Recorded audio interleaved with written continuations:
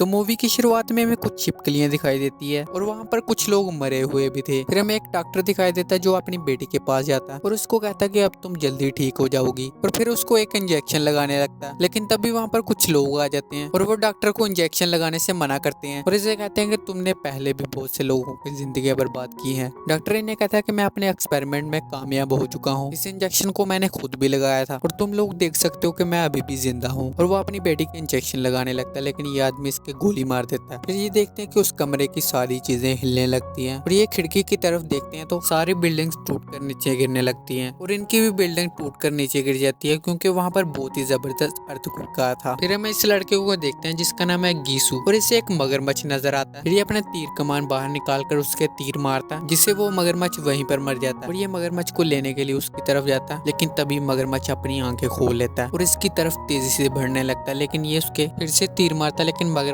उससे बच जाता है। गीसू मगरमच्छ से डरकर कार के अंदर घुस जाता है और वो मगरमच्छ भी इसको पकड़ने के लिए आधा कार के अंदर घुस जाती है। मगरमच्छ इसको चबाने ही वाली थी, लेकिन तभी नामसन मगरमच्छ की दुम को पकड़कर उसको पीछे खींचता है और अपना ड्राट मारकर उस मगरमच्छ का सर काट देता है। नामसन फिर कहता है अब तो इसके सीख कबाब बनेंगे। फिर हम इस लड़की की तरफ देखते हैं जिसका नाम है सोना और उसकी दादी थोड़ा सा गंदा पानी लेकर आती है और वो उसको साफ करने लगती है और हमें पता चलता है कि वो आर्तको की पूरी दुनिया में आया था और इस बात को 3 साल गुजर चुके हैं और उसके बाद ना ही कभी बारिश हुई है और पानी भी बहुत ही ज्यादा कम रह गया है। इस तरफ हम इन दोनों की तरफ देखते हैं, ये दोनों लोगों की चीजों के बदले इन सभी लोगों को मगरमच्छ का गोश्त दे रहे थे। फिर वहाँ पर सोना और उसकी दादी आती है और हमें पता चलता है कि नामसन ने ही सोना को बचाया था उस भूकंप से और तब से लेके आज तक नामसन सोना और उसकी दादी को पाल रहा है। सोना को पेंटिंग बनाने का बहुत ही शौक था और वह नामसन के लिए पेंटिंग बनाकर लाती है क्योंकि वो एक शिकारी भी था, इसलिए वो शिकारी जैसी पेंटिंग बनाकर लेकर आई थी। नामसन फिर इसे मगरमच्छ का गोश्त देता और ये वहाँ से जाने लगता है, लेकिन तभी वहाँ पर कुछ लोग आते हैं गाड़ी पर और वो सोना को पकड़ लेते हैं और उसे अपने साथ ले जाने लगते हैं। लेकिन तभी गीसू आकर उसको मारने लगता है। फिर वो सभी लोग गीसू को पकड़कर मारने लगते हैं। फिर वहाँ पर नामसन आ जाता है और उन सभी लोगों को मार मार कर दूर फेंकने लगता है और उसमें से एक गुंडे को पकड़कर उसे कहता है कि तुम किसके लिए काम करते हो। ये बताता है कि हम टाइगर के लिए काम करते हैं। नामसन इससे कहते हैं कि अपने बॉस को बता देना कि ये नामसन का इलाका है। वो गुंडे इसका नाम सुनकर वहाँ से भाग जाते हैं। ये दोनों वो सामान लेकर वहाँ से जा रहे थे, लेकिन तभी इन्हें कुछ लोग नजर आते हैं जो कि सोना और उसकी दादी के पास खड़े हुए थे। नामसन इनके पास जाकर इनसे पूछा कि यहाँ पर क्या हो रहा है। सोना बताती है कि ये अच्छे लोग हैं, ये हमें एक अपार्टमेंट में ले जाएंगे जहाँ पर और भी बहुत से हमारे जैसे लोग रहते हैं और ये वहाँ की टीचर है। टीचर इन्हें बताती है कि हम ज्यादातर टीनेजर्स को इकट्ठा कर रहे हैं क्योंकि वही हमारा फ्यूचर है और वहाँ पर इन्हें साफ खाना और पानी भी मिलेगा। नामसन इन्हें कहता है कि अगर वो जगह इतनी अच्छी है तो वहाँ पर गैंग्स तो हमला करती रहती होगी। टीचर से बताती है कि नहीं, वहाँ की हिफाजत मिलिट्री के लोग करते हैं। नामसन सोना को कहता है कि वो जगह यहाँ से तो अच्छी होगी, इसीलिए तुम और दादी इनके साथ चली जाओ। सोना फिर अपने कैंप के अंदर जाती है और एक पेंटिंग लाकर गीसू को देती है। गीसू उस पेंटिंग को देखकर बहुत ही ज्यादा खुश होता है। फिर हम देखते हैं कि शाम हो चुकी थी और ये दोनों शिकार करने के लिए अपने घर से बाहर निकल जाते हैं और इस तरफ इन सभी लोगों ने सोना और इसकी दादी के अलावा और भी बहुत से लोगों को इकट्ठा किया था। ये चलते चलते बहुत ही ज्यादा दूर आ चुके थे। सोना की दादी और इस बूढ़े आदमी के पाँव में दर्द होने लगती है। फिर टीचर इनको कहती है कि ये इन दोनों आदमियों के साथ हमारे मेडिकल सेंटर पर जाएंगे और इनका चेकअप करवा कर हम इन्हें सुबह अपार्टमेंट पर लेकर आ जाएंगे। सोना मान जाती है और फिर ये दोनों आदमी इनको लेकर वहाँ से जाने लगते हैं। फिर ये सभी लोग चलते चलते बहुत ही दूर आ जाते हैं और फिर इनको कुछ गाड़ियाँ दिखाई देती हैं। फिर टीचर इनको कहती है कि ये हमारी ही गाड़ियाँ हैं। फिर ये सभी लोग गाड़ियों में जाकर बैठ जाते हैं और इस तरफ हम देखते हैं कि ये दोनों आदमी दादी और बूढ़े आदमी को एक जगह पर लेकर आते हैं और फिर बूढ़े आदमी को खाई के अंदर धक्का दे देते हैं और दादी को चाकू मारकर मार डालते हैं। और तभी वहाँ पर गीसू आ जाता है और वो दादी को देखकर चिल्लाने लगता है। ये दोनों आदमी गीसू को देखकर उस पर गोली चलाने लगता है, लेकिन गीसू इससे बच जाता है और तभी नामसन इन दोनों को तीर मारकर मार डालता है। लेकिन तभी ये दोनों फिर से उठकर खड़े हो जाते हैं। नामसन फिर एक को पकड़कर दीवार के अंदर मारता है जिससे वो सरिया उसके आर पार हो जाता है और इस तरफ ये आदमी नामसन के फंदे में फंस चुका था, लेकिन वो रस्सी काटने के बजाय चाकू से अपना पाँव काट लेता है और नामसन को मारने के लिए उसकी तरफ बढ़ता है। लेकिन तभी वहाँ पर एक लड़की आती है और उस आदमी की गर्दन काट देती है। फिर वहाँ पर नामसन आता है और वो लड़की नामसन की तरफ चाकू मारती है और वो जाकर उस आदमी को लगता है। नामसन फिर उस चाकू से उस आदमी की गर्दन काट देता है। दादी मर चुकी थी इसलिए ये दादी को दफना देते हैं। फिर अगले दिन सुबह होती है और ये इस लड़की के पास जाते हैं और नामसन इसे कहता है कि तुम मुझे ढूंढ रही हो। ली इससे कहती है हाँ, मुझे अपने लोगों को बचाने के लिए आपकी मदद चाहिए। नामसन इससे कहता है ये लोग कौन थे और क्या इनको मारने के लिए इनकी गर्दन काटनी पड़ती है, ये आम इंसान तो नहीं लगते। ली फिर इन्हें बताती है कि मैं एयरफोर्स में काम करती थी और जब भूकंप आया था तो सारी बिल्डिंग्स तबाह हो गई थी, लेकिन हमें एक बिल्डिंग दिखाई थी जो अभी भी ठीक थी। फिर हमने वहाँ पर रहना शुरू कर दिया और उस जगह पर पीने के लिए पानी भी था और हमारे साथ कुछ और लोग भी रहते थे। लेकिन एक दिन वहाँ पर एक डॉक्टर आया, वहाँ पर कोई भी डॉक्टर नहीं था, इसलिए हमने उसे वहाँ पर रहने की इजाजत दे दी। फिर हमें लोगों की कंप्लेंट्स आना शुरू हो गई कि वो डॉक्टर उनके बच्चों को ले जाता और उनके माँ बाप को उनसे मिलने नहीं देता। फिर वहाँ पर एक आदमी आता जिसका नाम है सर्जन और वो ली को बताता कि हमारी दुनिया खत्म हो रही है और डॉक्टर ही हमारी एक आखिरी उम्मीद है। फिर सर्जन अपने पास खड़े एक आदमी को गोली मारता लेकिन वो फिर से उठकर खड़ा हो जाता है। डॉक्टर इससे कहता है कि तुम्हें क्या लगा मैं उस भूकंप से कैसे बच गया, और एक वक्त तो ऐसा आया कि मैं पूरे 3 महीने तक बिना खाए और पिए रहा। लेकिन ली इन सभी लोगों को मारने लगती है। सर्जन फिर इस पर गोली चलाने लगता है लेकिन ली खिड़की का शीशा तोड़कर वहां से भाग जाती है और उस डॉक्टर के एक्सपेरिमेंट की वजह से ये लोग इतनी आसानी से मरते नहीं और इसलिए मुझे आपकी मदद चाहिए। और इस तरफ ये सभी लोग अपार्टमेंट में पहुंच चुके थे। फिर वहाँ पर डॉक्टर आता है और उनको कहता है कि आप सभी लोगों को यहाँ पर भरपेट खाना मिलेगा और पीने के लिए पानी भी मिलेगा। वो सभी लोग इनको पीने के लिए पानी देते हैं। सोना फिर अपने कमरे में आती है और वहाँ पर देखते हैं कि वहाँ पर नहाने के लिए भी पानी था और इस तरफ ली नामसन को कहती है कि वो लोग और भी ज्यादा लोगों को इकट्ठा कर रहे हैं और वो डॉक्टर जरूर उन पर एक्सपेरिमेंट करेगा। और इस तरफ हम देखते हैं कि ये सभी लोग आपस में लड़ रहे होते हैं लेकिन तभी वहाँ पर ये तीनों आ जाते हैं। फिर नामसन इनको रोक देता है। ये आदमी जिसका नाम है टाइगर, नाम तो इसका कद्दू होना चाहिए लेकिन फिर भी इसने अपना नाम टाइगर रखा है। और ये नामसन को कहता है कि तेरी वजह से बॉक्सिंग छोड़कर क्रिमिनल बन गया। दूसरी गैंग के लीडर को कहता है कि अगर तुमने इसको मार दिया तो मेरे आधे आदमी तुम्हारे। फिर ये सभी लोग इन तीनों को मारने की कोशिश करने लगते हैं लेकिन नामसन भी बॉक्सर था और इन सभी लोगों को मार मार कर भगा देता है। और इस तरफ डॉक्टर उन बच्चों के माँ बाप को खाने पीने का सामान दे रहा था जिन बच्चों के नंबर ज्यादा आए। फिर टीचर सोना और एक लड़की को कहती है कि स्टूडेंट्स 8th फ्लोर पर रहते हैं और इसलिए तुम्हें भी वहीं पर ही रहना पड़ेगा। सोना से कहती है मतलब मैं अपनी दादी के पास नहीं रह सकती। टीचर इससे कहती है कि तुम अपनी दादी से कभी कभी मिल सकती हो। और इस तरफ नामसन इस कद्दू से पूछ रहा था कि तुम्हें ये पानी और गंज कहाँ से मिली। फिर ये उन्हीं के बारे में बताता कि ये पानी और गंज हमें उन्हीं से मिली, हम उनके लिए इंसान ले जाते हैं और वो इसके बदले हमें ये पानी और गंज देते हैं। शुरुआत में तो हम जैसे लोग ले जाते वो वैसे रख लेते हैं लेकिन अब वो कहते हैं कि जवान लोगों को लेकर आओ। नामसन इसे कहता है तू इतनी बातें करके थक गया होगा और इसके मुक्का मारकर इसको बेहोश कर देता है। और इस तरह हम देखते हैं कि टीचर इन दोनों को क्लासरूम में लेकर आती है। सोना देखते हैं कि वहाँ पर जितने भी स्टूडेंट्स थे वो सभी गांजा फूक कर बैठे थे, मतलब कि वो बिल्कुल भी एक्ट नहीं कर रहे थे और ना ही वो हिल डुल रहे थे। फिर ये दोनों जाकर अपनी अपनी जगह पर बैठ जाते हैं। सोना फिर देखती है कि उन सभी की गर्दन पर कट लगे हुए थे। सोना को वो देखकर बहुत ही ज्यादा हैरानी होती है। टीचर फिर इनको पढ़ाने लगती है लेकिन सोना अपनी दादी की पेंटिंग बना रही थी। टीचर फिर इसे देख लेती है और इसे कहती है कि मैं तुम्हें पढ़ा रही हूँ लेकिन तुम पढ़ क्यों नहीं रही। सोना इसे कहती है हर कोई डॉक्टर की तारीफ कर रहा है, बाहर लोगों के पास पीने के लिए पानी नहीं है और यहाँ पर इतना है कि लोग नहा भी सकते हैं, डॉक्टर बाहर के लोगों की क्यों नहीं मदद करे। टीचर इसे कहती है कि बाहर के लोग पढ़े लिखे नहीं है और इसलिए यहाँ पर रहने वाले लोगों के अंदर क्वालिफिकेशन होनी चाहिए। सोना इसे कहती है कि कौन सी क्वालिफिकेशन। दूसरी लड़की बोलती है कि जो डॉक्टर की रिसर्च में मदद कर सके। फिर ये सभी स्टूडेंट्स को खाना और पानी देते हैं। फिर वहाँ पर डॉक्टर आता है और टीचर इसके कान में कुछ कहती है। डॉक्टर इस लड़की के पास आता है और इसे कहता है कि मैंने सुना है तुम मेरी रिसर्च में मदद करना चाहती हो। ये कहती है यस डॉक्टर। फिर इससे कहता है कि तुम अपना खाना और पानी खत्म कर लो, 3 घंटे बाद मैं किसी को भेजूंगा और तुम मेरी लैब में आ जाओ। फिर डॉक्टर वहाँ से जाने लगता है लेकिन सोना इसे आवाज लगाती है और इसे कहती है मेरी दादी यहाँ पर आ गई है। डॉक्टर इसे कहते हैं हाँ वो आ गई। सोना फिर इसे कहती है कि मैं उनसे मिलना चाहती हूँ। टीचर इसे बताती है कि तुम्हारी दादी की बहुत ही ज्यादा तबीयत खराब, इसीलिए डॉक्टर उनका ट्रीटमेंट कर रहे हैं। डॉक्टर फिर इसे कहता है कि तुम उनसे बाद में मिल लेना, तब तक तुम अपना खाना और पानी खत्म कर लो। और पानी की बोतल खोलकर इसे देता है। फिर वहाँ से डॉक्टर चला जाता है लेकिन सोना उस पानी को नहीं पीती। और इस तरफ डॉक्टर सर्जन के इंजेक्शन लगा रहा होता है और इस तरफ ये उस लड़की के माँ बाप इस आदमी से उसके बारे में पूछते हैं लेकिन ये कहता है कि हम आपको उनसे नहीं मिलने दे सकते। लेकिन ये दोनों बहुत ही ज्यादा गुस्सा हो जाते हैं और ये इसको कहते हैं।